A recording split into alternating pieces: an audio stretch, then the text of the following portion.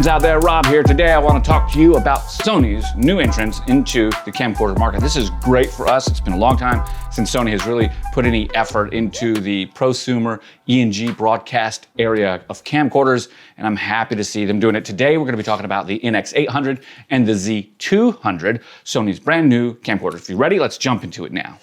Guys, before we get started, as you know, I got to say it. Support the channel real simply. If you find this video helpful, this is a deep dive of the specs real quick on announcement day. Some of this information may change over time as I understand it and I get my hands on these different pieces of gear. So be on the lookout for that. If you do like this kind of stuff, like, comment, and subscribe. I answer all subscriber questions, as well as, if you really like it, go ahead and get yours using the links I provide. It'll support the channel. You'll get the gear, won't cost anything extra. And if you want to say thank you through the tip jar or something, just send me an Amazon or PayPal link. One of those two right there, a cup of coffee or a case of beer. I'd love to hear from you. Thank you so much for watching, and I want to get back to it now. The reason this is important is because Sony is a major player. In fact, I would argue that Sony is the major player when it comes to imaging. They make the majority of the image sensors on the planet, and because of that, they have a lot of specialized industrial technologies and processes that allow them to create just some of the most advanced things that you can get, specific to autofocus, recognition of animals, different things like that.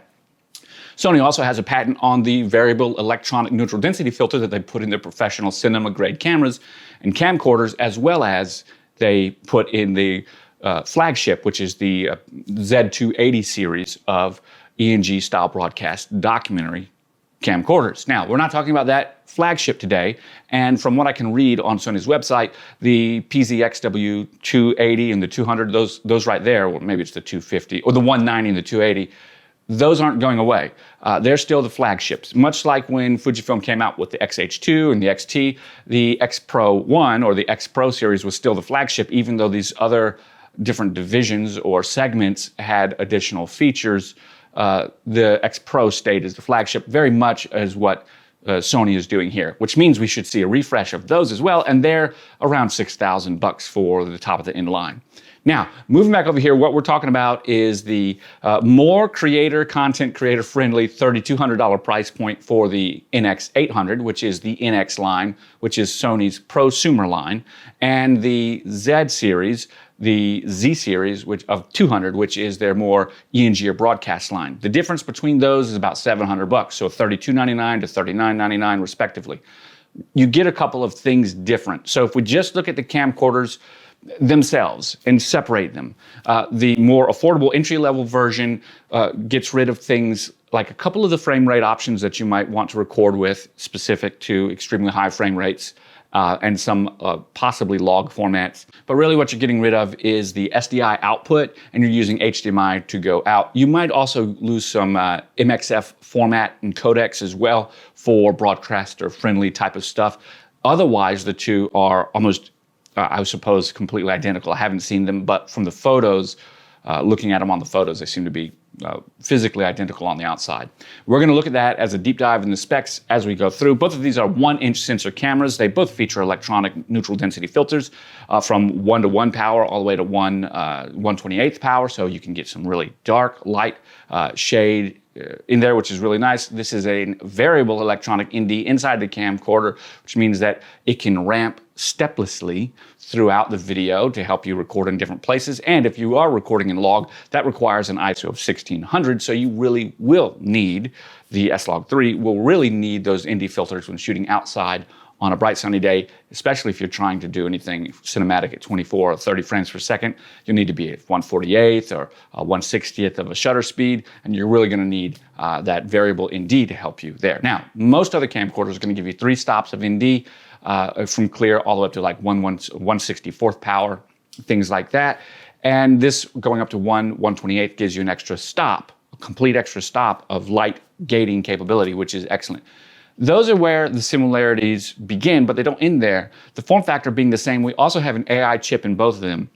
The reason that that's important is because that AI chip allows for the ultra-fast, extraordinarily reliable Sony autofocus. Now, Sony's NX series of camcorders, their prosumer series of camcorders, dropped the third ring, right? long time ago. I forget how long ago, years ago, 7 years ago.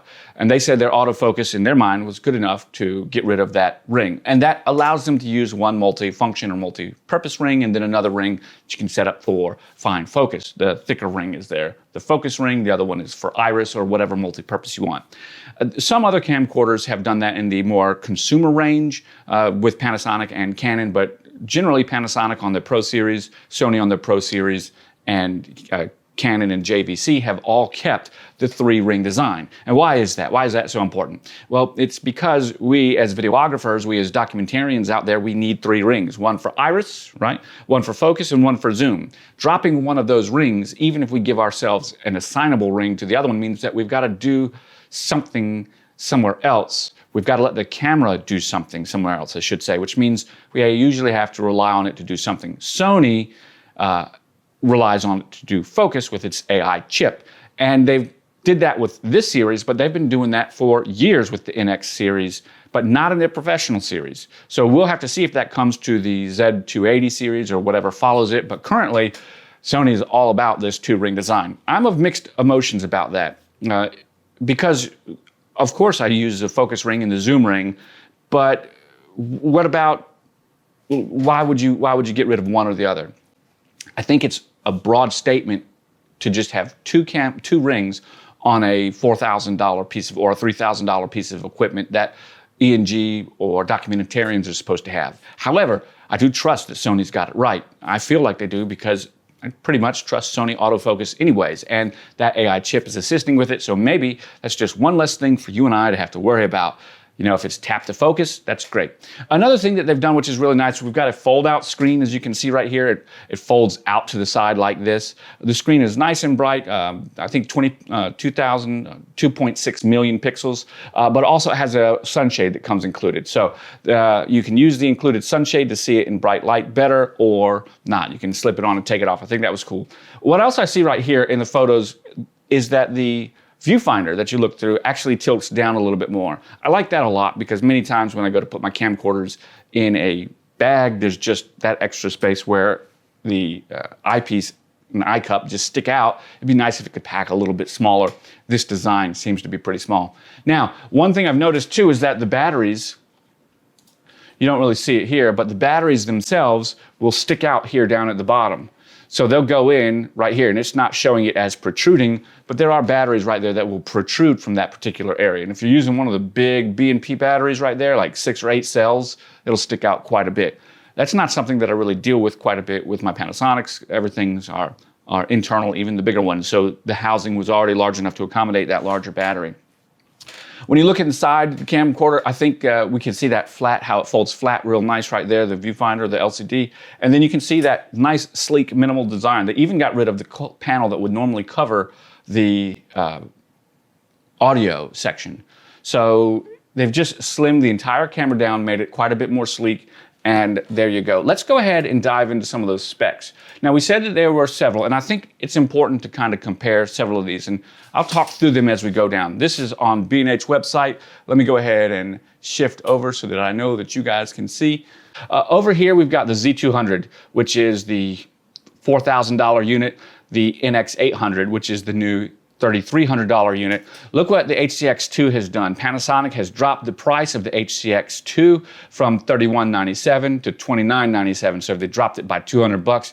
And the XF605, Canon's XF605, has been dropped by $400. These are great showings. Normally when we get a new camcorder release or something like that, you'll see some price drops. I hope that these stay consistent. The reality is, even though the Panasonic HCX2 is new, the 605 needs to drop a little bit more. You guys all know that it's too old to be competing with these cameras still at a $4,400 or $4,300 price point. Okay, now, I don't have any of my camcorders that I have up here for a specific reason that the HCX2 basically, in my opinion, is the upgrade to the HCX 350, and that's the camcorder that I use. So if I still use the HCX 350, but until they update the HCX 350 to the 400, the HCX2 will stand in its stead. They have very, very similar capabilities. Okay, First thing we'll notice right across the board is the megapixels have increased, right? From 20.9 on the new ones, effective 14 megapixels. Everybody else has 15 or 13, effective 8 on the Canon XF605. The XF605 has always kind of lagged in this department. I think 8 megapixels is just good enough for 4K, and it uses the additional megapixels like they all do for image stabilization. But what's most importantly here is, and this is something that you may not know, and I may not be able to show it very simply, but Sony has an intelligent feature whereby it can frame you and follow you around, right? And it's going to be kind of hard to show right here. So it's not showing, and that's fine. But Sony's camcorder has an intelligent feature where it will frame you and follow you around. So if you just have a wide shot and then you put on the intelligent staging feature, much like your cell phone can do with multi-shot or one shot on iPhone, it will then zoom in and zoom around. So those additional megapixels are being used specific for that function. I think that's an excellent function. For me, someone that does a lot of weddings and ENG style stuff, that would be great. I can see that being very important for documentarians. As we continue down here, all of them have great OIS. Sony's going to have some claims that they've got the best OIS, but I haven't found any OIS in any system to not be great. I like it in all the camcorders. Camcorders usually do a great job. Normally we got a 4-stop ND filter, which is what I was talking about earlier. Now we've got a 2 to 7 stop. So we've got a much larger stops from 4 to a total of 7, which is great, 3 additional stops. And we need that for the log, the S-Log3 that you can use in the Sony NX800 as well as the Z200, the Z200.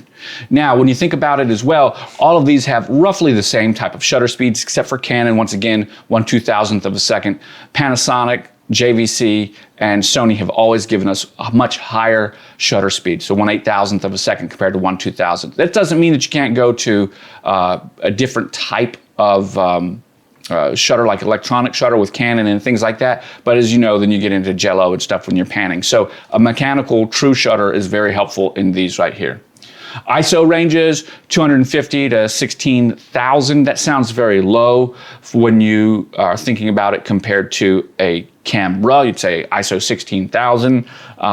Some can go up to like 128,000 and things like that. Realistically, this is more than enough that you're going to get when you think about your ISO ranges and stuff like that. So normally on the Panasonic HCX2, if you're over around ISO, well, let's say you're at a gain of 12 decibels, you're like an ISO of 3200. That's kind of the comparison. I believe on the Panasonic sensors, the base or native ISO is 400, and you can do some negative ISO to get it down to like 250 or 300. Anyway, as we can continue gain from 3 to 36, it doesn't say that over here just because they don't have the specs. Obviously, all of these will have some form of gain. 36 decibels is going to get you around the 12,000, around the 128,000 mark, which is why it's no good and you wouldn't use it. Most of the time, these camcorders, even the HCX2 or the AGCX350, I'd really feel most comfortable diamond out around 12, maybe 15 decibels max. 1.2 lux. Minimum illumination, 0.2 lux, 1.5 lux at 1/30th. This is telling you just about how sensitive the sensor is. And what we're seeing across the board is that Panasonic is the outlier right here. And Panasonic in all responses has generally had a better low light capability, in my opinion, than the other camcorders, which is why I purchased it. And you can kind of see that represented here. Auto white balance, yeah, that's great. All of these, I don't have a problem using the shockless auto white balance on any camera or camcorder when I'm doing video. Some people are really particular about it, but hey, I shoot weddings and I use Panasonic's shockless auto transitioning white balance, and it's been great ever since then. 20 times zoom across the board except for the Canon XF605. That's really important because when you think about it, an equivalent zoom of 25.5 to 382 millimeters, of course 15 times compared to 490 on the HCX2, AGCX350, and 480 on the NX800 or Z200. So the Z200, NX800, Panasonic HCX2, the JVC GY500, all about the same, roughly 490, 480 is their max, widest around 24 to 25 millimeters. The Canon is the shortest at 1/15th, 15 times zoom. That's another reason I don't usually chill with Canon. I want the longer zoom. All of them do have clear image zoom, and I have found clear image zoom or Panasonic's version of whatever clear image zoom to work well. So I don't mind using that. Get basically in 4K, it gives you a, in this instance, 24 times or 1080, it gives you 32 times. That's the same over here, 2 times, 1.5 times 4K. Only 30 times in 1080 on the Canon XF605. This is a sensor crop. I have found it to work extremely well, and when you have the additional megapixels for it, like we have up here, 15 megapixels, 20 megapixels, 13 megapixels, but only 8 effective, that's why things like the Canon don't do as well when you look at that. Now, we are getting something else. The Canon has a nice feature of f2.8, f4.5. This is actually 2.8 to 4.5. All of these are 2.8 to 4.5, and the Canon should be as well. It's just not marked right here, so don't be deceived. I suppose I could be incorrect, but let me check real quick.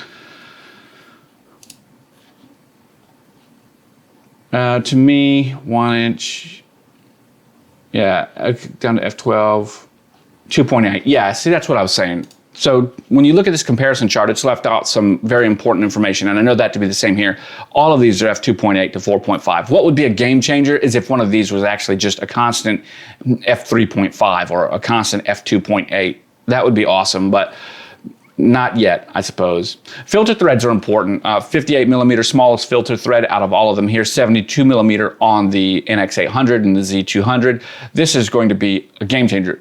The bigger the filter thread, generally the bigger the front optics of the lens. Makes a lot of sense. You need a bigger wide element in the front for a wider lens. Think about what it takes, that 7 millimeters right there, or that 5 millimeters right there, just to go from 24.5 millimeters to 24 millimeters on the equivalent zoom. So it took an additional 5 millimeters in your front element just to get that. That's a big deal. That's why these ranges are so difficult to change, these 4.5 and 2.8. And the E&G style of documentary filmmaking has kind of found that 4.5 or 2.8 to 4.5 to be where it's at, but the reality is just changing the widest focal length of the Z200 and the NX800, like we were saying, from that, where'd it go? From that 24 millimeters to 24.5 millimeters, it just took 5 millimeters on the front lens element. That's a big change if you think about it. Kind of crazy. 67 millimeters, 72 millimeters, also will have to deal with the different types of threads that you'll be switching out. I like to use a 1/8 power bloom or black mist filter, especially for my wedding stuff and my nighttime stuff. I just like what it does to neon lights. Larger filters you may already have, so you don't have to necessarily buy a smaller filter. That really doesn't apply to many people, I guess. When it comes down here, we've got internal recording. There aren't a lot of bit rates that are going to be talked about right here. Notice how these, the Panasonic HCX2 and the Canon 605 have so many written. That's a bunch of crap. They all have a ton that's just not filled up right here because, you know, B&H hasn't gotten it. But the most important part is 120 frames per second 4K UHD in a recording mode. That's something that you can get on these new camcorders that you're not getting on these older camcorders. The difference also being some additional codecs up to an extremely high bit rate. You're going to get XAVCI and XAVCL in the new Sony Z200 and the NX800. And let's see where we can get to that. 170 megabits, 410 megabits per second. This is comparing directly with Panasonic and Canon in their higher megabit rate recordings and that 400 megabits per second internal camera recording. The CX350 Panasonic has 400 megabits per second in its highest 4K 60. The HCX2 does not have the 410. It just maxes out at the 200. So you get a few more in that, one of the reasons I purchased it. But let's see if we can find out what its actual codecs you're going to get with it. And it's not saying right here. I may have to go over to the actual Sony website to get that. But you are getting, I know for a fact because I've seen it, you are getting the XAVCI and XAVCL internal, and they suggest using up to V90 cards because of these high record rates. When we go on, we're also getting multiple support for different in-camera slow motion options. When we were talking about that 120 that we saw right here, that's native. That's not a slow motion option. That's just a native record option you can choose, which is 60 at the max you can choose over here. Looks like you might get 120 on the Canon 605 in 19. Yeah, all of them will do 120 frames per second in 1080. So I don't really consider that a big benefit. Looking on, again, we get HLG. This also, the Panasonic HCX350, HCX2 also has the HLG log 3, well, or whatever. It does not have the log. It's got the V-log, not the same Cinetone. They all have, I guess what I'm saying is they all have some form of HLG, HDR recording, as well as a log recording. The HCX2 is getting to give you 13.5 stops of dynamic range because of that V-log profile. I don't know that Sony talks about theirs the same, but we know that S-Log3 is a very wide dynamic range format. That's also that 1600 ISO, which is why you need that 7-stop ND filter. All are going to give you a stereo 4-channel, except for, it's crazy, the HCX2 is only going to give you 2-channel. The HCX350 will give you 4-channel, but that's the mic of both of the inputs plus the left and right mic. So you don't get to have as much flexibility. All of these, including the Canon XF605, have more flexible audio options than the Panasonic HCX350 or the HCX2. Even if you were to consider the HCX350's 4-channel audio, it's not the same as these guys. These other guys allow you to actually change it to 4-channel however you wish. RTMPS streaming, SRT streaming, and all of them except for the 605 Canon. The other ones, the new Panasonic, well, the new Sonys and the Panasonic, even going back to the HCX1500, HCX10 series, all support SRT transport as well as RTMP, RTMPS transport, which is nice, and H.264 and H.265 codecs built in. Finally, I guess we're going to come down here. There's one other thing I want to talk about, and that is the dual card slot function. All of these are going to be SD XC compatible, and the CF Express on the new Sony, so it gets you that higher bit rates with the UHS Type 2 slot. That's very important for those. CF Express cards cost quite a bit more. When we go on through here, we have wireless in each one of these without the need for an adapter, so you can connect to Wi-Fi just like anything else, as well as an articulating screen. When we look at the HCX2, we might see the 2.7 million dot. These also have a 2.6 million dot, very bright screen, 3.5, 3.45.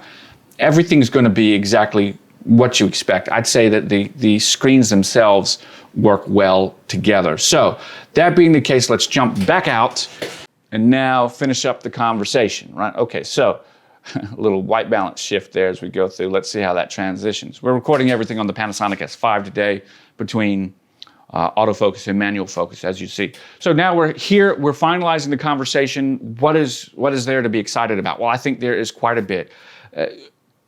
On paper, it looks like the specs are very similar across the board. The new Sonys also have an infrared light built in. All of them have some form of infrared mode, low light mode that you can go to. Each one of these also has a dual, I'm using quotations here, mode gain function, where you can choose a sensitivity mode, as it's called in the Panasonic series. Maybe the HCX2 does not have dual mode sensitivity, but the HCX350 does, and that basically gives you a different circuit for low light. Whether you want to call that dual gain or you just want to call it a gain boost, that's up to you. They all have those things. So when you look at them on paper, they look very similar. So why am I so excited about it? Why would I go out and spend $3,400 or $3,900? Well, for me, I would not buy the $3,900 one. I would not buy the Z200 because I don't need the SDI ports and the MXF format, right, for broadcast stuff. So since I don't need those things and a couple of those codecs, I believe I would very simply just purchase the NX800 and be happy with the internal recordings and the 4K and the 120 frames per second, all of that stuff, up to 400 megabits on that camcorder. I think I'd be okay with that. That means you can immediately save $700. Now, why are you paying the premium? Well, it's because the NDI capability and the BNC connection for the SDI out give you a lot of capability. They also require licensing fees that these companies have to pay to use that technology to support that standard, and then they have to support it over the years. So that's the biggest reason for the additional cost, other than just the hardware. But what does that mean for how you would monitor or get your signal out of one of these camcorders, these new ones? Well, you would use HDMI, and HDMI is going to go out at 10-bit on all of the camcorders, at 10-bit at up to 60 frames per second, right? So there's no issue there for me and what I'm doing with wedding videos and documentary and some live stream stuff. So for me, I just plug it into YOLO Box, right? Or obsbot Talent and go live wherever I am. There it is with multiple camcorders. I think, however, the biggest thing that I'm excited about is that variable neutral density filter coming to a easier price point in the camcorder market, and just the movement in camcorders in general. The idea that Sony is making these and bringing these features down to the camcorder market, they're probably going to have these. Sony seems to have a 5-year or 7-year update schedule for their camcorder. So if you buy one of these now, you know that you're going to have it for a long time, and Sony will support it before they come out with their next series. And if you really want to spend more money, then you might want to wait a little bit longer before you purchase, because Sony will likely update their Z series, their Z280, you know, the more expensive 3 1-inch censored, 3 LCD, 3 CCD 1-inch censored, larger camcorder. It's a beast. I've seen them in person. They're really cool. What I would consider the flagship. And finally, to round it all up, I think that Sony's new AI focusing chip that's built into this is a game changer. And I use that term very crystal-wise because it really is something special when it comes to camcorders. Now, I don't really have a problem with camcorder autofocus, but if you were to ask me a place where you would want to increase something about a camcorder, it would be its focus reliability, tracking, and stuff like that. And to have these continued gains in focus, I think that's well warranted. And if you're going to remove a ring, you might as well have something that's really a flagship feature that can help your focus, because that's what you would need a third ring for.